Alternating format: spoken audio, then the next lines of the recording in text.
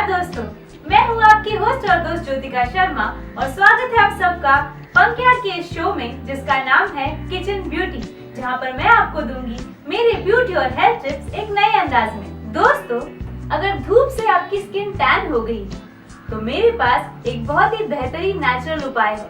पके हुए केले को ले लीजिए, उसे मैश कर लीजिए, फिर उस पल्प को आपको जहाँ पर भी टैन हुआ है वहाँ लगा लीजिए। आधा घंटा रखिए, उसके बाद धो लीजिए। पका हुआ मैश्ड केला एक बेहतरीन एंटी टैन एजेंट का काम करता है। तो दोस्तों, उम्मीद करती हूँ आपको मेरा वीडियो पसंद आया होगा, और अगर मेरा वीडियो पसंद आया है तो इसे अपने दोस्तों में शेयर करना मत भूलिए। और हाँ, मेरा चैनल सब्सक्राइब करना तो बिल्कुल मत भूलिए। मेरे अगले वीडियो का वेट कीजिए। तब तक stay happy, stay blessed, stay beautiful.